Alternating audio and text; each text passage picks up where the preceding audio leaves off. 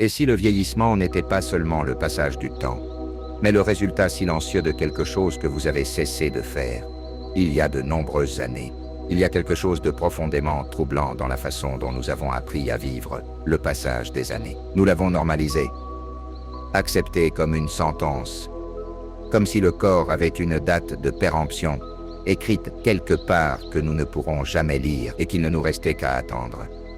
Mais si vous observez attentivement, si vous vous arrêtez un instant au milieu du bruit quotidien et regardez autour de vous avec honnêteté, vous verrez des fissures dans cette idée. Des personnes du même âge chronologique, mais avec des énergies complètement différentes. Des esprits qui continuent de briller avec clarté à 70, 80, 100, tandis que d'autres semblent s'être éteints bien avant.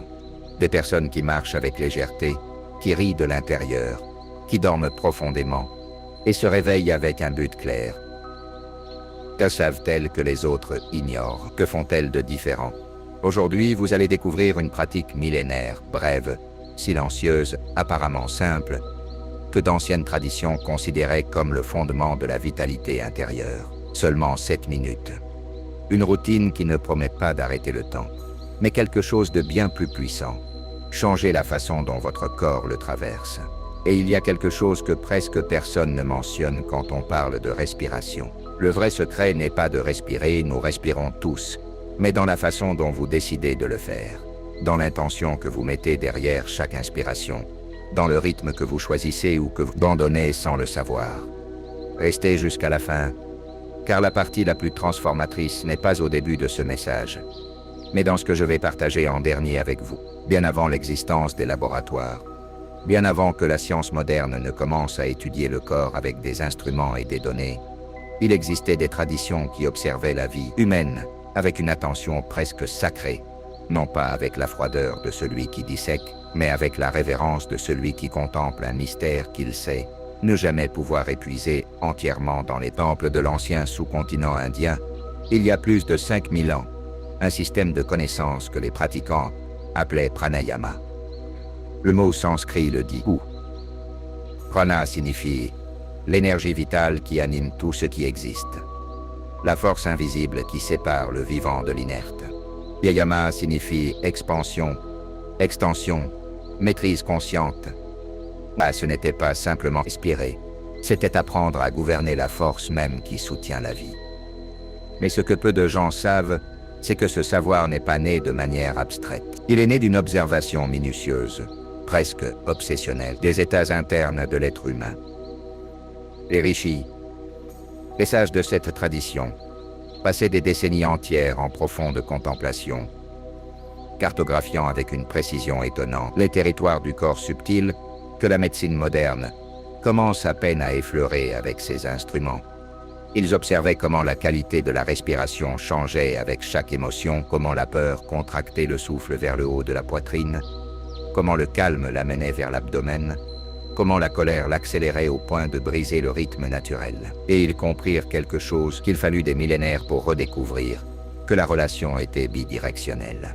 Ce n'était pas seulement que les émotions affectaient la respiration, c'était que la respiration pouvait transformer les émotions, que si tu apprenais à diriger consciemment ton souffle, tu pouvais entrer à volonté dans des états de profonde sérénité que le monde extérieur ne pourrait jamais t'offrir. Cette compréhension fut la graine de quelque chose qui grandit pendant des générations. Les maîtres de ces traditions ne transmettaient pas leur savoir dans des textes que n'importe qui pouvait lire. Ils le gardaient avec un soin extraordinaire. Ils le transmettaient de maître à disciple pendant des années de pratique silencieuse, d'observation attentive, d'épreuves patientes, car ils avaient découvert quelque chose qui ne pouvait être réduit à des instructions écrites. Que le corps répond à la respiration de manière qui vont bien au-delà de ce que l'œil peut voir, et que cette connaissance ne se révélait que dans la pratique réelle, dans l'expérience directe du silence intérieur. Et il y avait quelque chose de plus dans ces observations qui les faisait s'arrêter, avec étonnement. Ils remarquaient que ceux qui pratiquaient ces techniques, avec constance et dévotion, semblaient habiter le temps d'une manière différente. Leurs mouvements ne perdaient pas cette fluidité caractéristique que le stress efface dans la plupart des gens. Leur mémoire ne se fragmentait pas à la même vitesse que celle de leurs contemporains. Leur capacité à maintenir l'attention sur un seul point sans que l'esprit ne saute de branche en branche, comme un oiseau inquiet, restait extraordinairement vive même à des âges très avancés. N'était pas la jeunesse au sens superficiel du terme.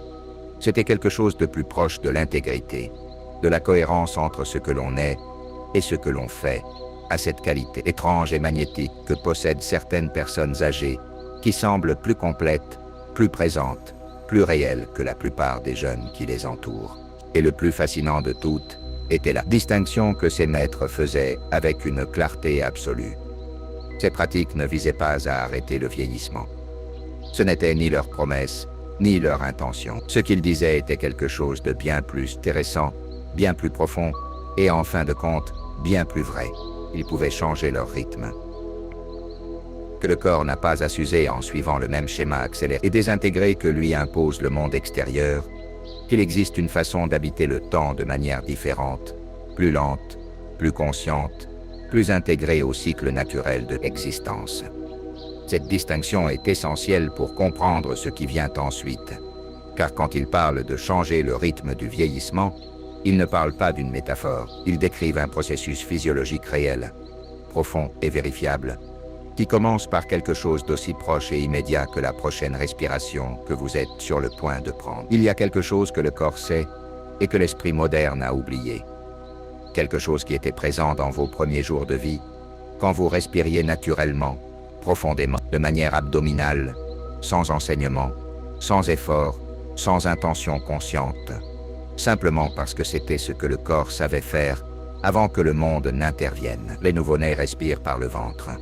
Chaque inspiration dilate doucement l'abdomen vers l'extérieur, comme une vague qui arrive. Chaque expiration le ramène vers l'intérieur, comme une vague qui se retire. C'est un rythme lent, complet, efficace, qui implique les poumons dans leur totalité, et pas seulement dans leur tiers supérieur, comme c'est le cas pour la plupart des adultes vivant sous pression chronique. C'est la respiration que le corps connaît quand il n'a pas été perturbé. Et c'est aussi la respiration vers laquelle le corps peut revenir si on lui donne les conditions adéquates. Mais quelque chose se produit au fil des ans qui transforme cette naturalité en un schéma restreint et nuisible. Ça n'arrive pas d'un coup, il n'y a pas de moment précis où la respiration change. C'est un processus graduel, silencieux, qui s'installe dans le corps avec la même discrétion avec laquelle la poussière se dépose sur les meubles d'une pièce fermée. La vie moderne introduit une tension que personne n'apprend à reconnaître et que presque personne ne sait relâcher. Une tension qui commence dans les épaules, qui descend vers la cage thoracique, qui s'installe dans le diaphragme comme une pierre que personne ne se souvient avoir placée là, et qui finalement altère la mécanique respiratoire elle-même, de manière qui ont des conséquences énormes et silencieuses sur la qualité de vie. Quand la respiration devient chronique et superficiellement thoracique, quelque chose change dans la chimie interne de l'organisme. Le dioxyde de carbone dans le sang fluctue de manière que le corps interprète comme un signal d'alarme. Le système nerveux autonome se maintient à un niveau d'activation constant qui ne correspond à aucune menace réelle, mais que l'organisme ne sait pas distinguer d'une vraie menace. Les hormones de stress circulent avec une fréquence qui dépasse largement ce que toute situation vitale justifierait. Et tout cela, accumulé pendant des années, produit un effet d'usure qui se manifeste de manière que nous reconnaissons comme le vieillissement, mais qui sont en réalité, du moins en partie, la conséquence biologique d'une respiration ayant perdu son rythme naturel. Le sommeil se fragmente, car le système nerveux ne peut pas se désactiver complètement. La digestion ralentit car les ressources sont mobilisées vers la réponse au stress, au lieu de la restauration. La capacité cognitive se réduit car un cerveau en alerte constante ne peut pas consacrer toutes ses ressources à la pensée créative, à la mémoire à long terme, à une vision large et sereine des situations. Et l'énergie disponible pour vivre, créer, se connecter profondément aux autres, se réduit à un fil de plus en plus mince. Le plus perturbant est que ce processus ne produit ni alarme visible ni signe clair de crise. Simplement, avec le temps, l'épuisement se normalise. Il devient le paysage habituel. La personne qui se réveillait pleine d'énergie commence à se lever, déjà fatiguée. Celle qui connaissait des moments de clarté mentale brillante commence à les ressentir comme de rares exceptions.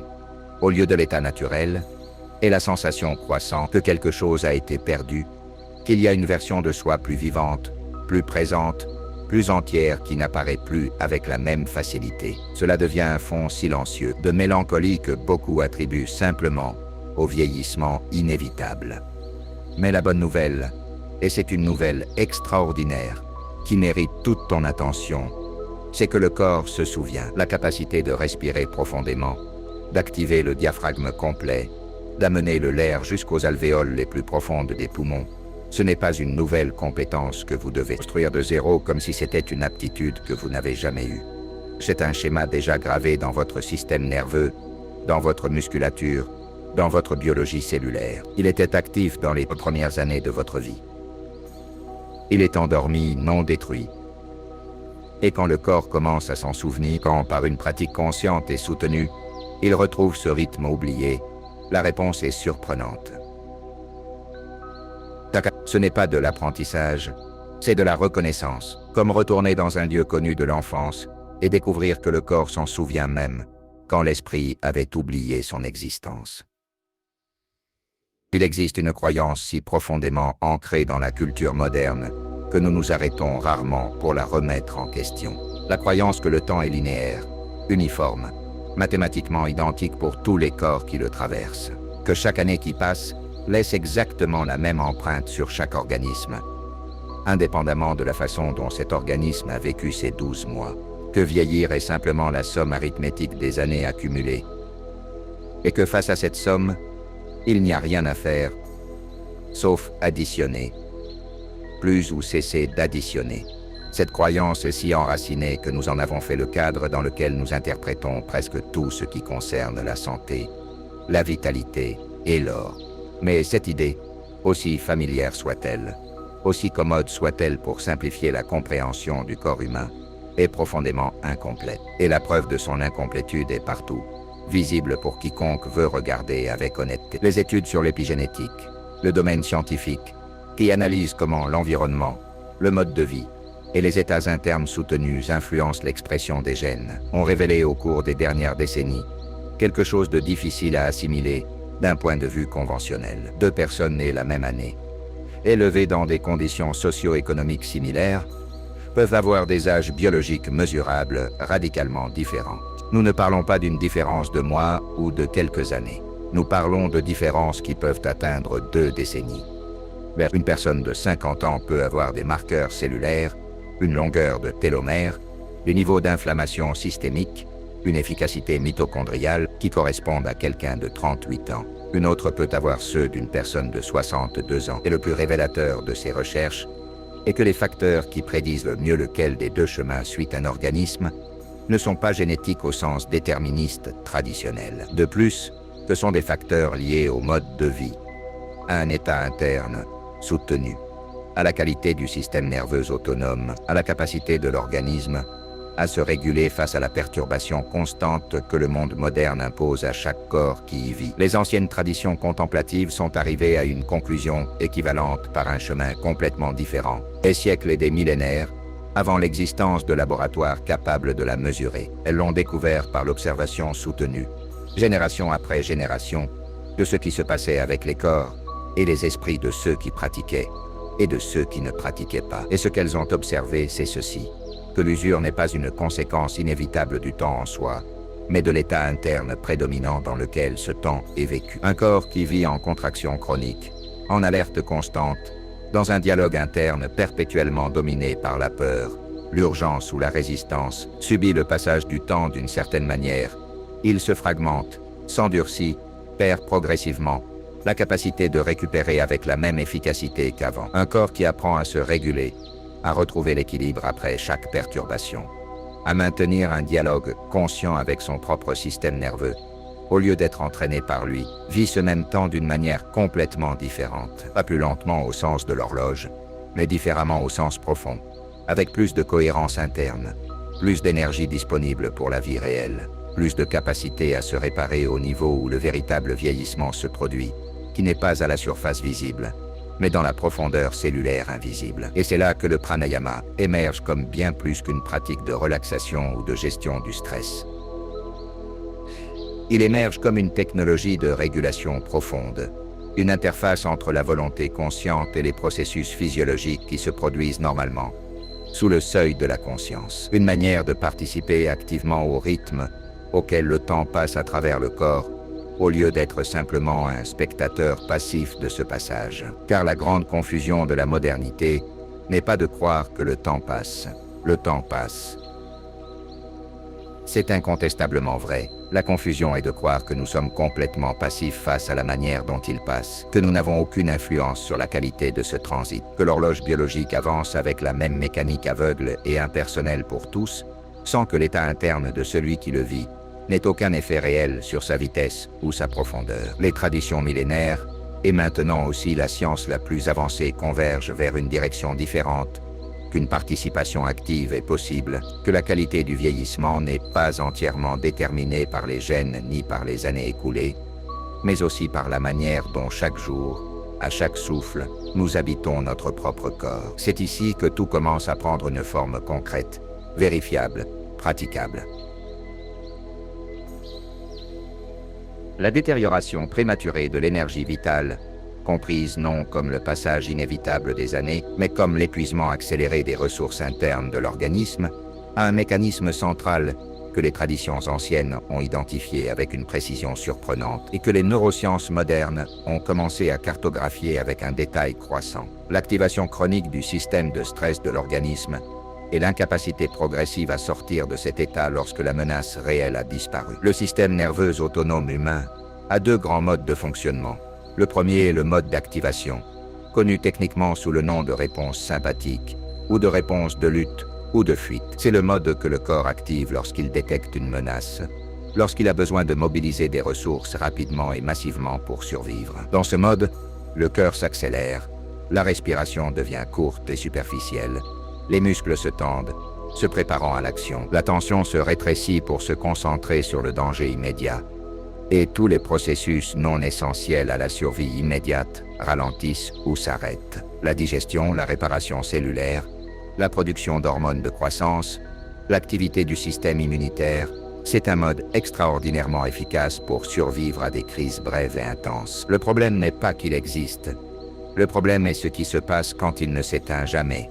Le second mode est celui de la récupération et de la restauration, gouverné par le système nerveux parasympathique et notamment par le nerf vague, le nerf, le plus long du corps qui connecte le cerveau au cœur, aux poumons, au système digestif et aux organes reproducteurs. Dans ce mode, le corps répare les tissus endommagés, consolide la mémoire, renforce le système immunitaire, régule les hormones, produit les neurotransmetteurs qui maintiennent un état d'esprit stable et la clarté mentale. C'est le mode par lequel l'organisme se construit littéralement, et c'est le mode que le style de vie moderne, avec son urgence permanente, sa surstimulation constante et son incapacité structurelle au véritable repos, maintient systématiquement inhibé. Ce que les pratiquants des traditions contemplatives ont compris, à travers des décennies d'observation intérieure minutieuse, c'est que la respiration est le seul processus du système nerveux autonome qui peut être contrôlé consciemment de manière directe et volontaire. Le cœur bat sans que tu puisses le décider consciemment. Les hormones sont sécrétées suivant leur propre cycle régulé par des processus qui se produisent en dessous du seuil de la conscience. La digestion avance ou s'arrête selon des signaux qui arrivent sans ton autorisation explicite. Mais la respiration, à la différence de tous les autres processus autonomes, répond à ta volonté. Tu peux l'accélérer, la retenir, l'approfondir, la ralentir. Et quand tu le fais de manière soutenue et consciente, tu ne fais pas que déplacer de l'air. Vous envoyez un signal direct au système nerveux central, un signal chimique et électrique qui dit avec une clarté que l'organisme comprend au niveau subcortical. Il n'y a pas de danger. Le moment présent est sûr. Vous pouvez relâcher l'alerte. Vous pouvez consacrer vos ressources à la restauration. Ce signal, répété avec constance pendant des semaines et des mois de pratique quotidienne, produit quelque chose qui va bien au-delà de la relaxation momentanée. Cela produit ce que les neuroscientifiques appellent une variabilité élevée de la fréquence cardiaque. La capacité du cœur à ajuster son rythme de manière flexible et efficace selon les demandes changeantes du moment. Et cette variabilité n'est pas qu'une donnée technique intéressante, mais c'est l'un des biomarqueurs les plus cohérents et robustes de résilience physiologique que la science moderne a identifié. Les organismes avec une grande variabilité cardiaque se remettent plus vite du stress, tombent moins malades, dorment mieux, pensent plus clairement et, selon de multiples études longitudinales, vivent plus longtemps avec une meilleure qualité de vie active. Ce que les maîtres du pranayama appelaient la restauration du flux de prana, la science moderne le décrit comme l'optimisation de l'équilibre autonome. Ce sont des langages différents pour le même phénomène observable. Un corps dont le système nerveux a appris à s'autoréguler traverse le temps d'une manière fondamentalement différente d'un corps qui reste piégé dans l'activation chronique. Et la clé d'accès à cet état de régulation soutenue, le mécanisme le plus direct et disponible, est exactement ce que les traditions anciennes ont identifié il y a 5-0 ans.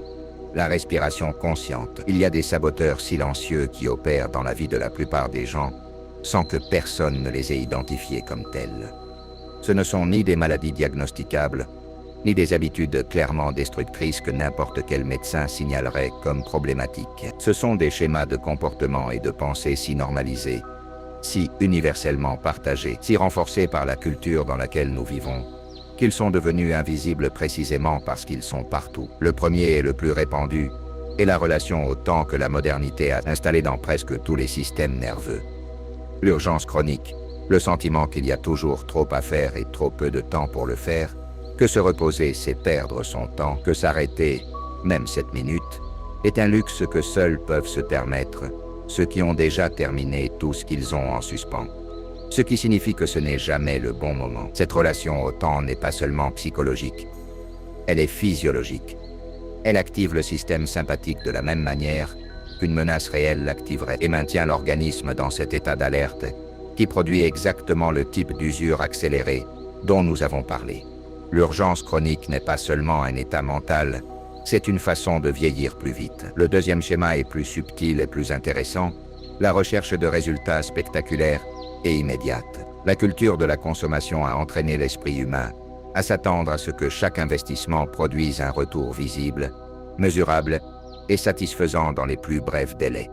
Nous essayons quelque chose 1 ou 2 fois. Et si nous ne ressentons pas de transformation spectaculaire dans les premières heures ou les premiers jours, nous en concluons que ça ne marche pas, et nous l'abandonnons à la recherche de quelque chose qui produise des résultats plus rapides et plus spectaculaires.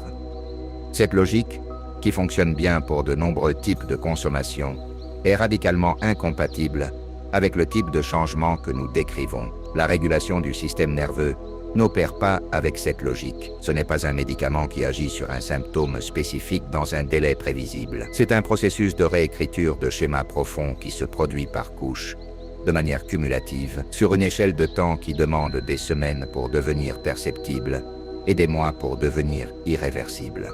Ce qui se passe dans les 7 premières minutes de pratique est réel et immédiat.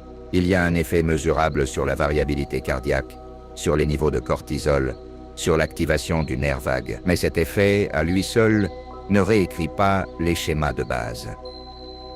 Pour que cette réécriture ait lieu, le système nerveux doit recevoir le même signal de manière répétée dans des contextes différents, pendant un temps suffisant pour que le cerveau l'enregistre, non pas comme une expérience exceptionnelle, mais comme le nouvel état normal. Les maîtres de ces traditions parlaient de la pratique soutenue, la sadhana, non pas comme une vertu morale optionnelle, mais comme la condition sans laquelle tout le reste n'est que décoration. Sans constance, pas de transformation. Il n'y a que des expériences intéressantes qui s'évaporent. Le troisième schéma est peut-être le plus nocif en termes de vieillissement, car il opère exactement dans le domaine où la pratique tente d'intervenir. L'incapacité à un repos profond et réel. Nous ne parlons pas du nombre d'heures qu'une personne passe à l'horizontale. Nous parlons de la qualité de la récupération qui se produit pendant ces heures. Et cette distinction est fondamentale, car le monde moderne a créé une épidémie de personnes qui dorment suffisamment d'heures en termes de quantité, mais qui ne récupèrent pas vraiment, car le système nerveux ne parvient jamais à se désactiver complètement pendant ce temps. Le téléphone au lit, l'écran lumineux qui envoie des signaux d'activation au cerveau, jusqu'à la dernière seconde avant d'éteindre la lumière, l'esprit qui repasse la journée pendant que le corps essaie de dormir, le réveil qui interrompt le sommeil au moment le plus inopportun, sans aucune considération pour les cycles naturels de l'organisme. Tout cela produit un type de repos incomplet, que le corps compense, sans succès, accumulant une dette de récupération, qui finit par s'exprimer comme une fatigue chronique, comme un brouillard mental, comme une sensation généralisée que la vie demande plus d'efforts qu'elle ne devrait. Et il y a un quatrième schéma qui mérite une attention particulière, car il est le moins reconnu, la déconnexion du rythme de notre propre corps.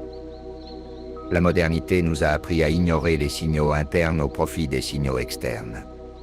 Nous mangeons quand l'horloge le dit, pas quand le corps le dit. Nous dormons quand la série est finie, pas quand l'organisme le demande. Nous bougeons selon l'horaire de travail, pas selon les rythmes naturels d'énergie qui changent tout au long de la journée. Cette déconnexion n'est pas seulement une habitude gênante, c'est une façon de vivre en guerre silencieuse avec notre propre biologie. Et cette guerre a des coûts qui s'accumulent pendant des décennies jusqu'à devenir visibles dans le type de détérioration que nous appelons vieillissement, mais qui en réalité a grande partie le résultat accumulé d'années à ignorer ce que le corps avait signalé. Il existe une dimension de cette pratique que la plupart des conversations sur la respiration et le bien-être omettent complètement, non par négligence, mais parce qu'il est difficile de décrire avec le langage que nous avons hérité pour parler de la santé et du corps. On ne peut pas le mesurer dans une analyse de sang. Il n'apparaît pas dans une étude d'imagerie. Il n'a pas de nom technique dans le vocabulaire de la médecine conventionnelle. Et pourtant, c'est possiblement la transformation la plus profonde et durable que la pratique produit. Cela a à voir avec la relation que tu construis avec toi-même au fil du temps. Chaque fois que vous vous asseyez pour pratiquer pendant 7 minutes, n'importe quel jour, quand le monde réclame votre attention dans 50 directions différentes, et que l'esprit liste des raisons convaincantes de reporter ce qui peut l'être, vous prenez une décision qui va bien au-delà de la respiration. Vous dites à votre propre système nerveux, avec une clarté qu'aucun mot ne peut égaler, que vous êtes important, que votre équilibre intérieur n'est pas négociable, que la connexion avec vous-même n'est pas un luxe réservé aux circonstances parfaites, et que le temps abonde, et qu'il n'y ait rien de plus urgent, car ce moment n'arrive jamais de lui-même. Cette décision, répétée jour après jour, pendant des semaines et des mois, produit quelque chose que les instruments médicaux ne peuvent pas capturer, mais qui se perçoit avec une clarté absolue dans la qualité de la présence d'une personne. Une cohérence interne qui devient le sol, ferme à partir duquel cette personne affronte ce que la vie apporte, non pas la rigidité de celui qui s'est endurci face à la douleur, mais la fermeté de celui qui a appris à ne pas se laisser emporter par elle. Il y a des gens qui pratiquent depuis des mois ou des années ces techniques et qui décrivent le processus d'une manière presque identique, indépendamment de leur culture, leur âge ou leur contexte de vie. Ils disent qu'au début, la pratique semblait être un effort supplémentaire dans une vie déjà trop remplie d'efforts, que les premiers jours, l'esprit résistait avec des arguments créatifs et convaincants.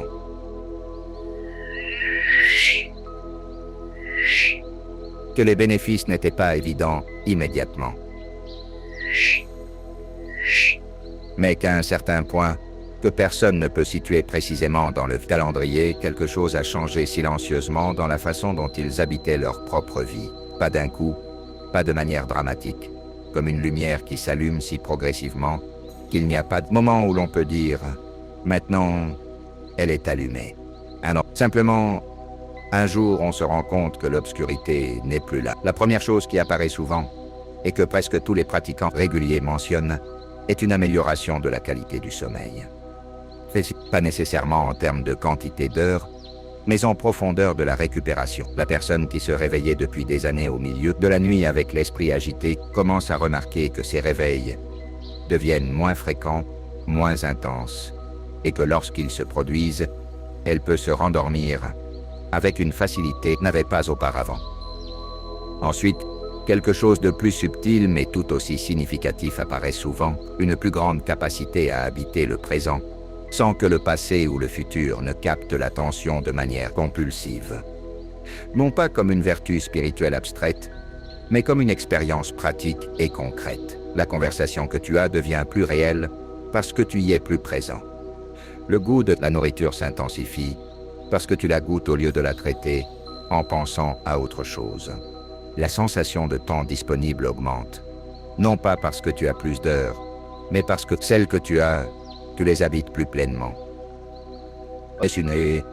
Et il y a quelque chose que les pratiquants les plus avancés décrivent et que les maîtres des traditions anciennes mentionnaient comme le fruit mûr de la pratique soutenue, difficile à nommer, mais que l'on reconnaît quand on la trouve.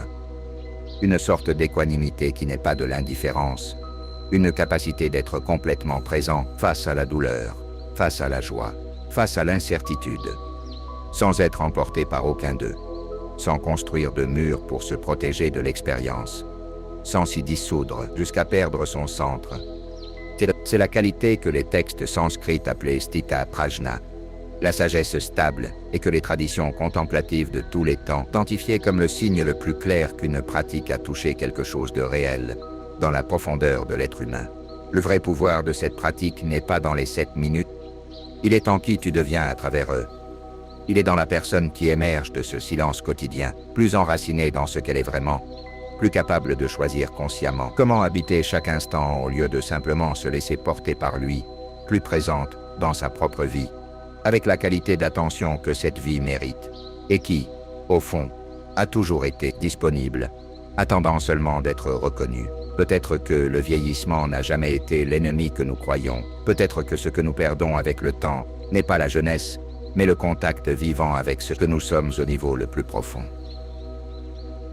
Le dialogue avec notre propre corps, la capacité de l'écouter avant qu'il n'ait à parler fort à travers la douleur ou l'épuisement. 7 minutes ne vont pas changer ta vie en un jour, mais elles peuvent changer la direction dans laquelle cette vie se meut. Et elles peuvent être le début d'une relation différente avec toi-même. Une relation basée non sur l'exigence ni sur l'urgence, mais sur l'attention, sur le rythme, sur la présence réelle au sein de chaque moment qu'il te reste à vivre. Précieux, cet espace est pour ceux qui sentent que quelque chose en eux est en train de s'éveiller. Pour ceux qui cherchent à comprendre plus profondément les mécanismes de leur propre vie. Pour ceux qui sont prêts à investir 7 minutes par jour dans quelque chose qu'aucun marché ne peut leur vendre. La reconnexion avec ce qu'ils ont déjà été et avec ce qu'ils peuvent encore être. Si ce message a touché quelque chose de réel en toi, abonne-toi et continue de marcher dans cette direction. Souviens-toi toujours, il ne s'agit pas de revenir en arrière dans le temps. Il s'agit d'apprendre à l'habiter avec une présence qui transforme tout. Nous arrivons maintenant au cœur de cette pratique, à ce que les sages ont transmis avec tant de soin pendant des générations. Non pas parce qu'ils voulaient créer du mystère autour de quelque chose de simple, mais parce qu'ils comprenaient que la profondeur d'une technique ne se révèle que lorsqu'elle est pratiquée avec l'attention appropriée. Et il n'y a pas de raccourci ici. Et en même temps, la pratique elle-même est extraordinairement accessible.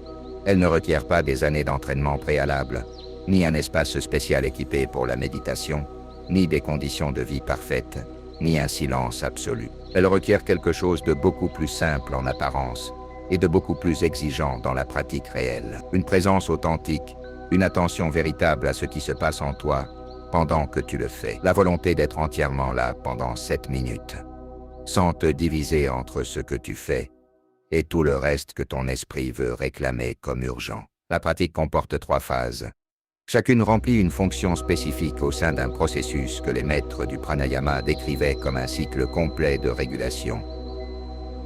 Activer, amplifier et intégrer. 7 minutes au total. Cherche un endroit où tu peux t'asseoir le dos droit, les pieds fermement posés au sol, les mains reposant naturellement sur les cuisses, les paumes vers le haut si cela te convient, ou vers le bas si tu préfères te sentir plus ancré. Pas besoin de posture compliquée, exigeant une flexibilité particulière, juste une colonne vertébrale qui peut se tenir sans tension, sans s'affaisser, sans se raidir. Fermez les yeux si c'est confortable, ou adoucissez votre regard vers le sol devant vous, sans fixer votre attention sur quoi que ce soit de visible. Prenez un instant avant de commencer pour simplement observer votre respiration en ce moment, sans essayer de changer quoi que ce soit pour l'instant.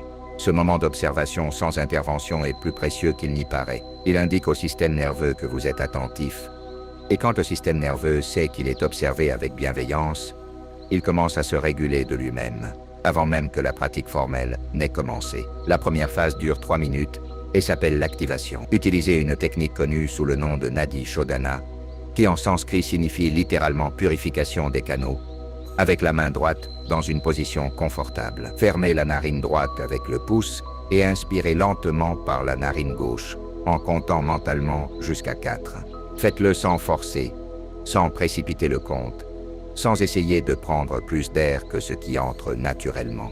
Puis fermez brièvement les deux narines, pendant une seconde, à peine une pause.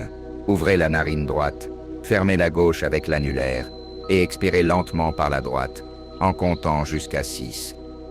Observez comment l'expiration est toujours plus longue que l'inspiration. Cette différence n'est pas arbitraire. C'est le signal le plus direct que le système nerveux peut recevoir pour activer le mode de récupération. Puis inspirez par la droite, en comptant jusqu'à 4. Ferme un instant et expire par la gauche. C'est un cycle complet. Répétez-le sans hâte pendant 3 minutes. Chaque cycle est une conversation avec votre propre système nerveux.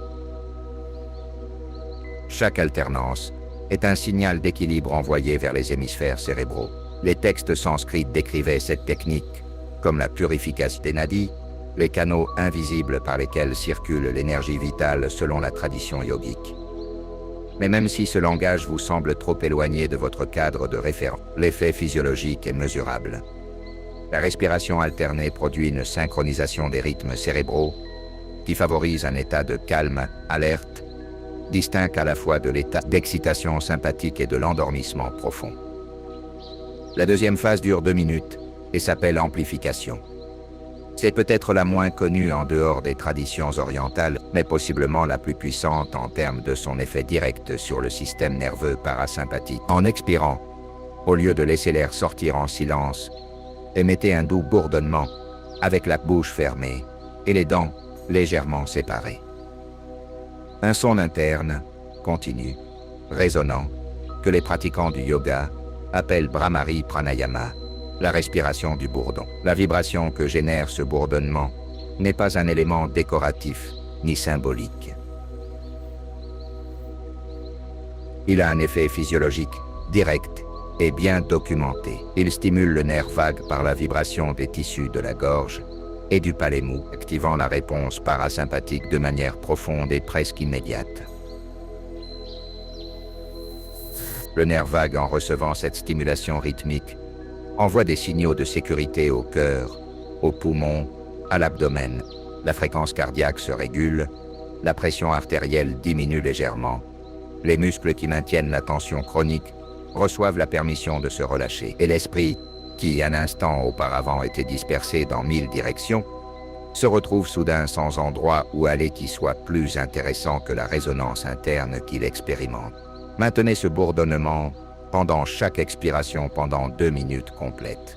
Sentez la vibration dans les sinus, le palais, le front et même dans la poitrine si la pratique s'approfondit. Ne cherchez pas un son parfait, mais un son que vous ressentez. Cette sensation est la vraie pratique. La troisième phase dure 2 minutes et s'appelle l'intégration. C'est le moment où le corps consolide et assimile ce que les 2 phases précédentes ont initié, permettant aux changements produits dans le système nerveux de s'enraciner dans l'organisme au lieu de se dissiper. Inspirez profondément en remplissant les poumons de bas en haut, sentant d'abord comment l'abdomen se dilate, puis comment les côtes s'ouvrent latéralement, puis comment la poitrine se soulève doucement. C'est le même schéma respiratoire que vous aviez nouveau-né, maintenant récupéré consciemment. Retenez l'air doucement pendant 4 ou 5 secondes, sans tension, sans effort, puis relâchez-le très lentement, sans contrôler la sortie, sans pousser, sans vous précipiter vers la prochaine inspiration. Laisse-le simplement partir, comme si tu relâchais quelque chose que tu tenais, sans t'en rendre compte. Répète ce cycle pendant les 2 dernières minutes. Tiva, Amplifica, Tegra, 2 jours. La véritable essence qui en fait quelque chose de complètement différent d'un simple exercice de respiration.